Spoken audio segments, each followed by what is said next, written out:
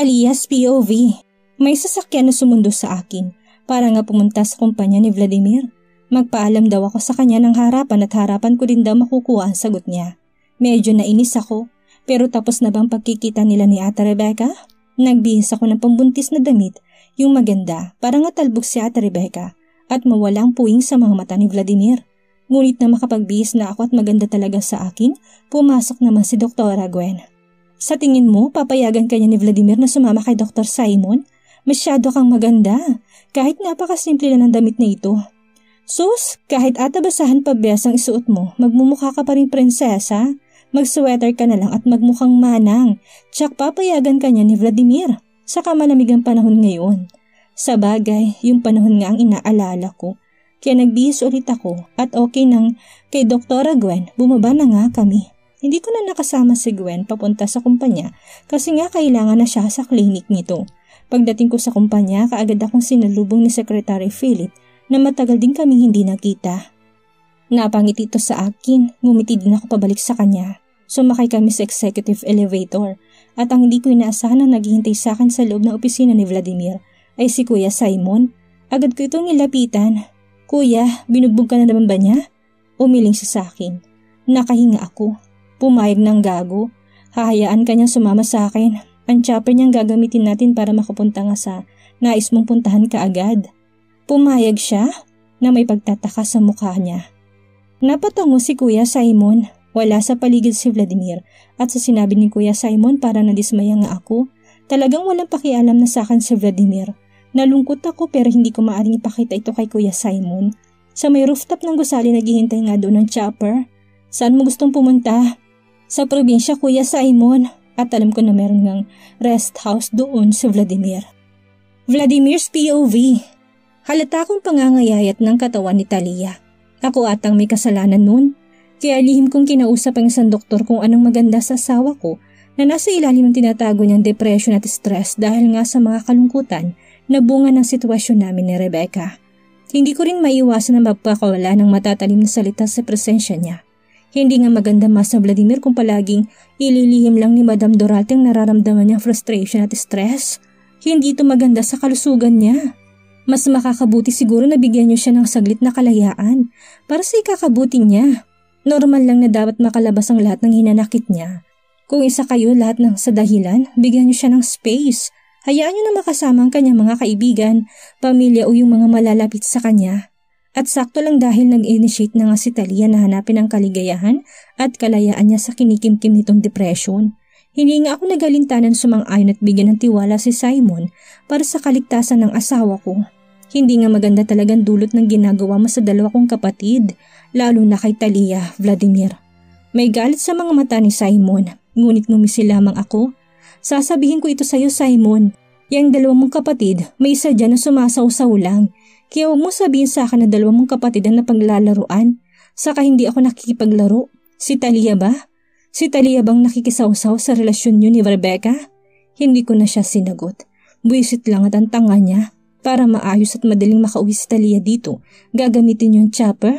Natitiyak ko kung saan nais niyang pumunta. Sa probinsya. Narinig mo naman atang pinag-uusapan namin, hindi ba, Vladimir? Talia's POV. Hindi nagkatubiling samahan ako ni Kuya Simon at pagdating namin, hindi ko inaasahan na dediretso kami sa rest house ni Vladimir.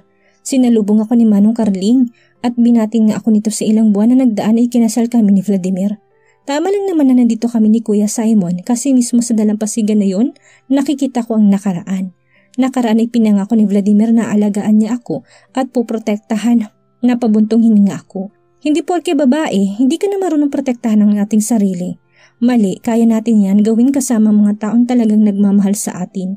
Naglakad-lakad kami ni Kuya Simon sa dalampasigan dahil mamayang gabi kailangan din namin bumalik sa Maynila. Tahimik ako naglalakad habang si Kuya Simon nakasunod lang. Nilipad ng bahagya ang damit kong kulay puti kasama ang buhok kong hindi ko napansin na mahaba na pala talaga. Malakas ang hangin at nakakatakot ang mga ragasan ng alon dahil tag-ulan ngayon at kalimitan, hindi nga magandang panahon sa tabing dagat. Nais ko lang talaga ng katiwasayan. Hiling ko rin na maayos kumapanganak ang anak ko at malusog ko itong maiiwan. Pero naniniwala pa rin ako sa himala. Tao lang din naman ng mga doktor. Sa tuwi na nagkakamali rin. Kuya Simon, na tumambad nga siya sa akin habang naglalakad kaming dalawa. Kahit babihasa ng isang doktor sa larangan nila, nagkakamali pa rin sila. Tss, ngumiti ako sa kanyang tugon. Naramdaman niya sa mga salita ko panigurado na kumakapit na lang talaga ako sa himala. Bakit nais mo magpunta dito ulit, Talia? Tanong pabalik sa akin ni Kuya Simon. Inipit ko sa tengang buhok na gumugulo sa aking muka. Sa totoo lang tama na si Kuya Simon na sumama sa akin. Hindi ko naman siya hinahangad, kailangan ko mang iwan na sa kanya ang habilin. Lalo na para sa maliit kong anghel na baka maiwan ko nga sa mundong ito. Mayroon akong pabor sa iyo, Kuya Simon. Kung hindi man ako pinalad, sana ikalat mo dito sa dagat na ito yung abo ko.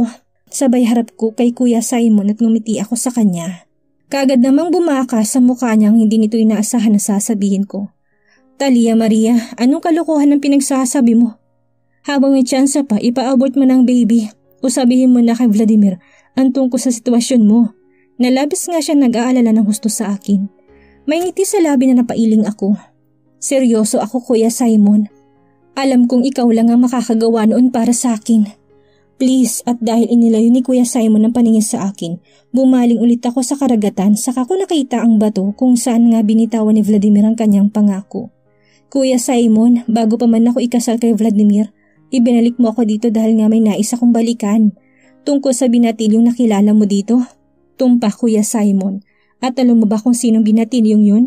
Si Vladimir, na talagang pinagmamayabang mo pa ngayon sa akin, Talia. Kung alam ko lang na si Vladimir yun, hindi na kita pinapunta dito at sinamahan. Siya din ang nangako sa'yo na napaasa ka ng husto, no? Napatango ako. Ang pangakong pinanghahawakan ko, Kuya Simon, na binitawan niya noon sa akin. Pakakasalan niya ako at magsasama kami hanggang sa kamatayan nga ang mapaghihiwalay sa aming dalawa. Nangyari naman, Kuya Simon. Ikinasal kaming dalawa at kung hindi nga talagang pagpapalain, maghihiwalay nga kami ni Vladimir dahil sa kamatayan. Masaya naman, nangyari naman kahit paanong pangako niya sa akin. Mahinang napamura si Kuya Simon. Napahawak ako sa braso niya at sinandal ang ulo ko dito.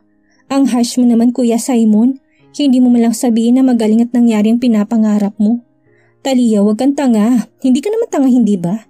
Habang may pagkakataon pa, ipa-abort mo ng baby niya. Hindi karapat-dapat si Vladimir na mahalin mo siya. Talagang nakakakulungan ng dugo ang kwento ko, pero napabitiw ako kay Kuya Simon at tinapik siya. Chill lang, bro, kaya nga wala ka pang love life kasi nakakatangang pag-ibig. Ilang taon nang lumipas at sa dami na naligaw sa akin, siya lang talagang nakapasa sa akin. Ewan ko nga ba sa puso kong ito, Kuya Simon. Pasensya na talaga. Nanoon pa lang talaga, nagbabaka sakali ako makita ulit ang binatang yun at nang matagpuan ko, nanatili pa rin ang pagmamahal ko sa kanya at lalong lumala. Bawat hininga ko'y katumbas ng pagmamahal ko sa kanya. Kaya ba kaya mong isakripisyong buhay mo para sa lalaking yan? Ha, Talia? Kasabay na tanong ni Kuya Simon. Yumakap sa akin ang napakalamig na hangin. Suportado ko ang lahat ng bagay na ikakasiya ng asawa ko. Martir na kung martir. Yun naman ang sinumpaan namin sa harapan ng altar, hindi ba? Wala nang bawian. Gagawin ko yun kahit nga hindi gagawin ni Vladimir ang papel niya. Kahit paano kasi, ako pa rin ang pinakasalan niya at kinikilala ngang Madam Doralte ngayon. Nakalimutan ko na at ang aking sarili simula nang mahulog ako ng tuluyan kay Vladimir. Sorry na, may kung anong mahika sa akin na kahit ata gustuhin kong lumayo kay Vladimir, hindi ko kayang gawin. Sa buhay kong ito, isang lalaki lang nagpatibok ng puso ko at yun ang aking asawa. Kuya Simon, sa tingin mo ba may tsansa ako na ipanganak ng maayos ang baby ko? Seryoso? Anong mararamdaman mo, Talia? Makakaabot ka pa kaya? Isipin mo naman yung mga taong labis na nalulungkot kapag nawala ka. Hindi ako nakikipagbiruan sa'yo, Talia. Uy, chillax ka lang. Ano ba? Saka pinulot kong ilang maliliit na shell at naalala ko ang ginawa kong bracelet noon kay Vladimir. Kuya Simon, kapag nangyari yan, hindi na ako magkakaroon ng pagkakataon na kulitin siya kahit kailan. Sigurado naman ako magiging masaya si Vladimir kung talagang nasasaka siya sa pagmumukha ko. Magiging masaya din ako kasi makakasama kong anak ko. At dito sa dagat ako ililibing kasama din ang magagandang alaala namin ng asawa ko. This is bullshit, Talia. Huwag kang gumaya kay Ate Rebecca at Vladimir. Bad ang magmura. Kindat ko kay Kuya Simon na parang hindi nga niya alam ang sasabihin sa akin. Saka nagpatuloy nga ako na mamulot ng maliliit na shell. Gagawa ako ng ilan pa. Bago nga lumisan sa mundong ito, maibigay ko man lamang sa mga taong mahalaga sa akin. Mapait ang katotohanan na nalilisan ako balang araw, pero lahat naman ng tao dumarating sa puntong yan, hindi ba? Napaaga lang ata yung akin. Simon's POV. Si Talia na ata ang babaeng pinakamartir na nakilala ko. Kahit buhay niya, ilalagay niya sa alanganin dahil lang sa pagmamahal niya sa lalaking yun. Bullshit sa mga sinabi ni Talia. Kahit nga hindi magagandang lumalabas sa bibig niya, nananatili pa rin sa kanyang muka ang kagalakan. Matalino naman siya pero hindi ko inasahan na magiging tanga siya sa pag-ibig. Sa bagay nga nakakatanga naman talagang pag-ibig, kahit ako walang ligtas. Naiinis lang ako sa pinapakitang prinsipyo ni Talia. Nadudurog ang puso ko para sa kanya. Gaano ba siya katanga? Gaano ba niya kamahal ang walang kwentang si Vladimir na nagagawa pa talagang isipin niyang magiging masaya siya kahit nga mamatay siya? Bullshit! Hindi ako susuko, bibigyan ko siya ng rason para isipin niya na kailangan itong pahabain ng kanyang buhay at mamulat siya sa katotohanan na hindi deserve ni Vladimir ang pagmamahal na binibigay niya dito. Vladimir's POV. Nilapag ni Secretary Philip ang ilang larawan, ninutusan ko siyang kahit saan magpunta si Talia sa probinsya pasundan ito. May pinag-usapan na kami ni Simon, ngunit hindi ko inasahan na makikita kong mga larawan. Nilalandi ba ni Talia si Simon? What the? Napatitig ako sa orasan at 2 oras na lang, susunduin na sila ng chopper para umuwi. Ngunit parang hindi ako makapaghihintay pa. Pauwiin ngayon din ang asawa ko. Talia's POV. Hindi ko inasahan na maaga kaming pababalikin ni Kuya Simon. Kaagad kasi kami sinundo ng tauhan ni Vladimir. Ayoko pa sana. Pero kawawa ang mga inutusan ni Vladimir upang gawin ito. Pagdating namin sa gusali ng kumpanya ni Vladimir, wala na ito. Ihahatid na kita sa inyo, Talia. Giit ni Kuya Simon kahit alam na niyang may sundo ako. Sige, at nang nasa tarangkahan na kami, pinasok pa rin ni Kuya Simon ang sasakyan niya at hinatid ako sa harapan ng pintuan ng bahay ni Vladimir. Maraming salamat Kuya Simon sa paghatid sa akin. Talia, yung sinabi ko sa'yo, huwag kang tanga masyado. Tandaan mo lahat ng sobra nakakasama. Saka bumalik na nga si Kuya Simon sa kanyang upuan. At umalis na ang kanyang sasakyan. Ang seryoso naman ni Kuya Simon sa kanyang sinabi. Sa nag-aalala nga siya ng husto, napangiti ako ng malungkot. Kumuway sa sasakyan na palabas ng tarangkahan at naibulong ko na lamang sa hangin na. Maraming salamat Kuya Simon. Kamusta ang pakikipaglandian mo kay Simon, Talia? Agad akong napalingon at si Vladimir na hindi pa nga nakakabihis sa kanyang business suit. Agad naman hindi ko nagustuhan ng aking narinig. Ako, nakikipaglandian sa kapatid ko. May sayad bang ulo mo? Wag mo akong gayahin sa'yo na sister-in-law mo pero pinatulan mo. Sa uminit ang ulo ko, konting respeto sa asawa mo at kay Kuya Simon na nag-alala ng husto sa akin. At dahil sa sinabi ko, mas lalong lumamig ang aking paligid. Asawa? Sarkastikong natawa si Vladimir. Naalala mo pa na asawa kita, bakit may nalalaman ka pang pasandal-sandal sa balikat ni Simon? Ewan, sa tuwing kausap ko si Vladimir na ganitong aura niya, pakaramdam ko na uubos ka agad ang lakas ko. Nakakapagod, ayoko mang ipaliwanag ang sinasabi niya, ngunit kailangan. Vladimir Doralte, kung hindi mo ako kilala, natural lang ang pinakita kong kilos kay Kuya Simon. Malambing akong kapatid at uulitin ko ito sa'yo para malaman mo, isa lang ang naging lalaki ko sa buong buhay ko at ikaw lang yun. Saka dinaanan ko na nga siya, nakakaloka lang. Ako itong walang ginagawa, ako pa itong pinaparatangan. Paano naman Vladimir ang ginagawa mo kay Ate Rebecca? Nakakatawa ka? Pagkatapos ko magbihis, yung dala kong mga shell ang inatupag ko. Hinugasan ko ito ng maayos at hindi ko nga mabura sa aking isipan ang bracelet na suot ni Vladimir. Ako ang may gawa nun nang biglang may kumatok. Bukas yan at ang pumasok si Mrs. Doris. Madam Doralte, nakahanda na sa hapagkainan ang inyong hapunan. Inaasahan din kayo ni Master Vladimir na bumaba at saluhan siya. Sige, bababa ako maya-maya lang Mrs. Doris. Nang bumaba ako nakita ko naghihintay si Vladimir sa hapagkainan. Agad namang hinila ni Mrs. Doris ang upuan ko. Walang salitang lumabas sa bibig ni Vladimir at ako kumain na lamang din ng tahimik. Pagkatapos kong kumain. Salamat sa pagkain. Tatalikod na sana ako ng may kailangan tayong pag-usapan, Talia. Ano yun? Uminom siya ng tubig saka nga bumangon sa kanyang upuan at naunang lumabas sa dining room. Sumunod ka sa akin. Sumunod naman ako sa kanya at tumungo kami sa study room nito. Anong gusto mong pag-usapan, Mr. Doralte? Natigilan siya sa paglalakad at napalingon sa akin. Anong tawag mo sa akin, Mr. Duralde? Eddie Vladimir. Hindi naman tayo sanay sa sweetie sweetheart. Labi-dubs, Eddie Vladimir.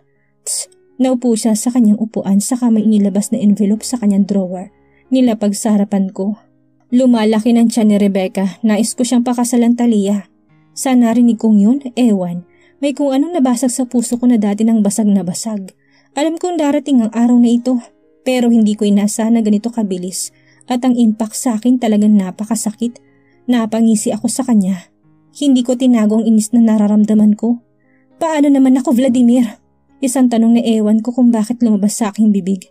Ako ang asawa, pero bakit biglang ako yung kabit at hindi na pa-priority ng asawa ko? Hindi ako marunong magmura pero parang matututo ako dahil sa ginagawa ni Vladimir. Buisit siya. Pakiramdam ko tuloy kami ng anak kong pinakamalaking kalokohan sa buhay ni Vladimir. Napubuntong hininga si Vladimir. Kung magiging masunurin ka sa akin, maaari naman tayong manatili ng ganito. Dahil sa sinabi niya parang biro ito sa akin tenga na kaagad ako natawa. Tawa na hindi nga talaga ako nasisihan sa akin narinig. Vladimir Duralde, itama mo ako ha? Sinasabi mo ba sa akin na gusto mong maging kabit ang legal mong asawa? At nais mong maging asawa ang walang hiyang mong kabit na kapatid ko ba? Ganun ba?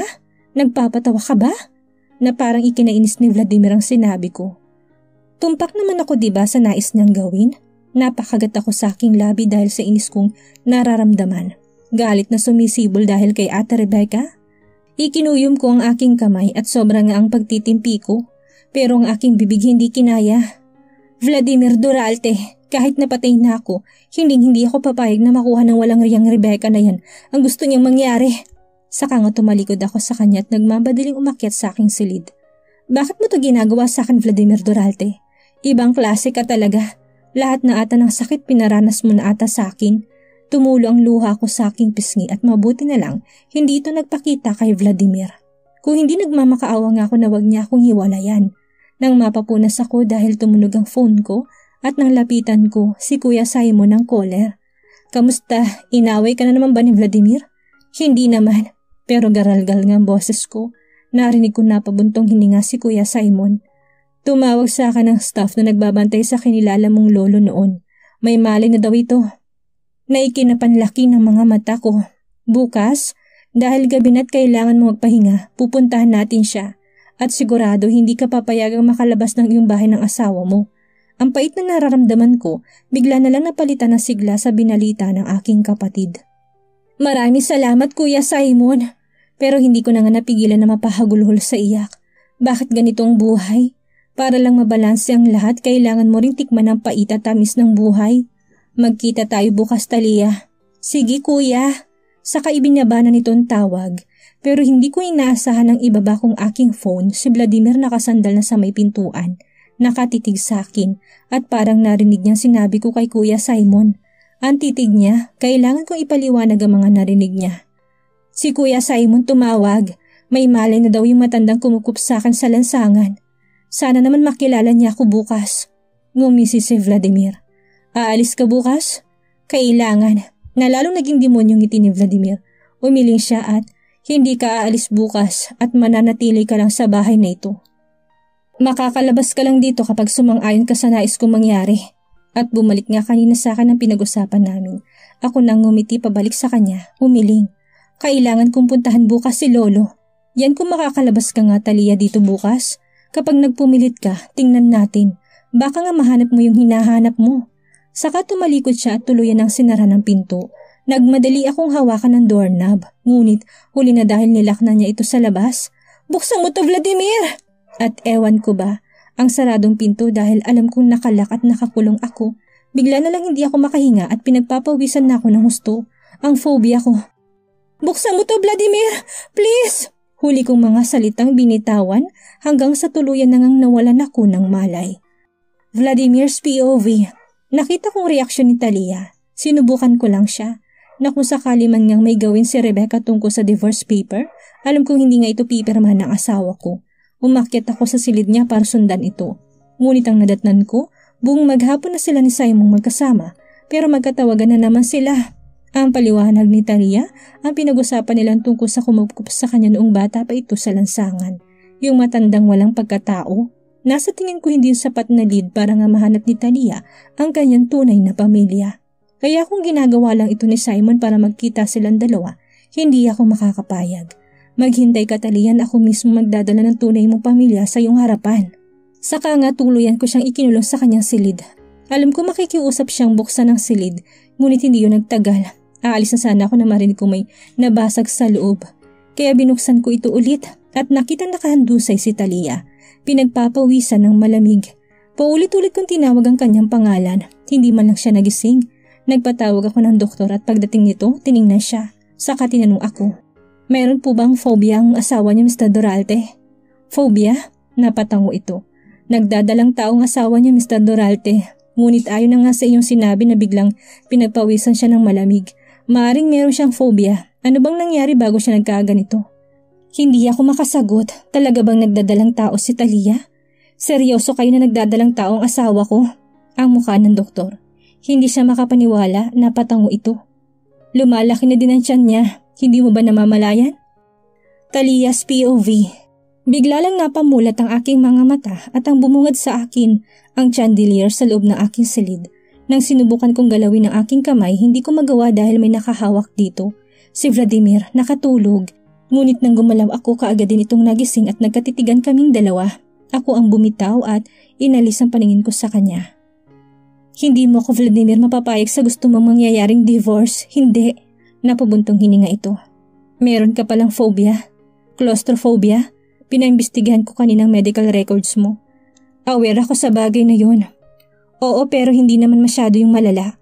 Okay lang naman sa aking luck lahat basta alam ko, pero kung may ibang tao na nilak ako, siguro sa kayang phobia ko lumalabas.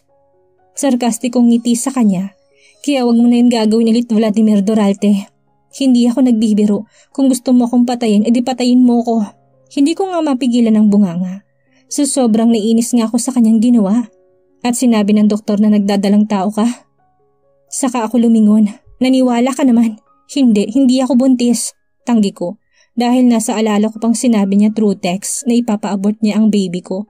Sa ospital, ipapaabort niya at ngayon na parang maniniwala na siya, kailangan kong itanggi.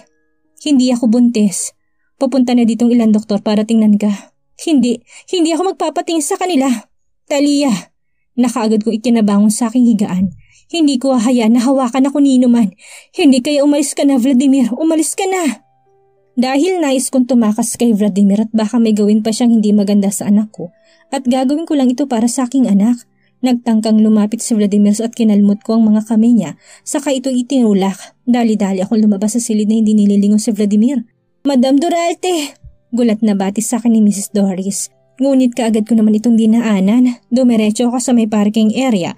Nakita ko ang hinahabol na ako ni Vladimir. Lumapit ako sa keybox at kinuha ang isang susi na alam kong parang sa motorsiklo. Thank you Kuya Simon sa haba na pasensya mo na turuan ako kung paano gamitin ng ganitong klase sasakyan. Talia, delikadong ginagawa mo. Malapit na sa akin si Vladimir at binuhay ko nga ito. Humarang siya sa dadaanan ko. Huwag mo ko subukan Vladimir, hindi ako buntis. At pikit matang pinatakbo ko motorsiklo para nga mapaiwas si Vladimir hanggang sa nakalabas nga ako sa nakabukas na tarangkahan. Kita kong pagkadismaya ni Vladimir sa kanyang mga tauhan. Napadpad ako sa isang park at tumunog kaagad ang phone ko. Si Vladimir ang caller. Kaagad kong pinatay ang tawag niya na sinundan pa. Iabala ko sanang patayin ang phone ko nang mabasa ko mensahe ni Vladimir. Sagutin mong tawag ko o papatayin kong kunwaring lolo mo. Hanggang sa tumawag nga si Vladimir at nang sagutin ko ito. Kailan ka pa natutong gumamit ng ganyang klaseng sasakyan ha, Talia? Alam mo bang delikadong ginawa mo? Ang akin lang, Vladimir. Sinagot kong tawag na ito dahil wag na wag mong pakikialaman ang lolo ko. Umuwi ka ngayon din. Hindi na ako nagabala pang pahabulin ka sa mga tauhan ko dahil baka ano pang mangyari sa'yo. Kung hindi, maghintay ka lang dyan. Nilolocate ka na ng tauhan ko, Talia. Susunduin ka nila dyan. Vladimir Doralte, anong kailangan mo sa akin? Asawa kita kaya umuwi ka ngayon din, Talia. Vladimir's POV. Wag na wag niyong nga habulin ng babaeng yun. Tigil ko sa mga tauhan ko na sasakay na sana sa sasakyan para habulin si Talia. Mrs. Doris, pakikuha ang phone ko. Masusunod po, Master Vladimir. Nakaupo ako sa may hardin at hawak ang phone ko. Tahimik na hinihiling na sana walang nangyari kay Talia. Siguro alam naman niyang kanyang ginawa. Napabuntong hininga ako at nakita ko ang bakas ng kalmot niya sa aking kamay. Malakas niya akong tinulak kanina na parang yun ang natitira niyang lakas. Buntis siya. Umangat ang paningin ko sa kalangitan na hindi ko nga naniniwala sa kanyang sinabi noong una. Pero nang sabihin sa akin ng doktor na nagdadalang tao siya, parang gusto kong saktan ng aking sarili. Pinaiyak ko pa siya at hindi pininiwalaan. Saka nilagay ko pa nga sa alanganin sitwasyon niya. Ngayon natatakot na sa akin si Talia.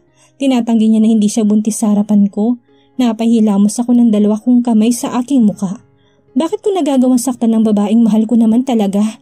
Tinawagan ko si Talia pero ilang ulit niyang pinapatay. Hindi ba niya ako kilala? Kayang-kaya kong paikutin ang lahat sa aking palad. Kung hindi ko nga madadala sa maayos na usapan, dalhin na lang sa paspasan. Blackmail kung yun ang paraan para mapaamo ko siya. Kumagat naman siya sa mensaheng pinadala ko. Sinagot niya ang aking tawag. Ano, uuwi ka Talia o hindi? Huwag mong ubusin ang pasensya ko. Uuwi ako Vladimir, uuwi. Magaling. Hintayin mo ang mga tauhan ko dyan. Pumasok ako sa loob ng aking study room at pinakuha nga kay Mrs. Doris ang first aid kit box. At plano kong hintayin si Talia para nga siya ang gumamot nito. Ngunit ilang minutong lumipas na inip na ako. Nasaan na ba sila? Tatayo na sana ako sa kinuupuan ko nang biglang bumukas ang pinto at nang pumasok si Mrs. Doris. At hindi pa nga ito nakakapagsalita. Vladimir, nabalitaan ko sa mga kasamahan kong doktor. Nagpapunta ka raw dito ng mga doktor? Bakit? Si Rebecca? At may first aid box ka pa sa harapan mo? Anong nangyari? Lapit niya sa akin at kaagad nitong nakita ang mahabang kalmot ni Talia sa akin na laki ang mga mata nito. Anong nangyari sa'yo Vladimir? Gagamutin ko. Dahil dismiyado ako na naririto si Rebecca, parang nawalan ako ng lakas at hinayaan nga siya sa nais nitong gawin. Marami siyang tanong pero nang mapansin niyang hindi ako umiimik, ikinatahimik na niyang kanyang bibig. Nasaan ka na Talia? Siguraduhin mo lang na nakauwi ka na mamaya. Bumalik nga kaya si Talia ng mansyon gaya ng gusto ni Vladimir? Ano ang gagawin ni Vladimir kapag napasunod ang kanyang asawa? Saan kaya matatagpuan ni Vladimir si Talia? At ano ang panibagong kasinungalingan ni Rebecca? Yan ang ating aalamin sa susunod nating kabanata.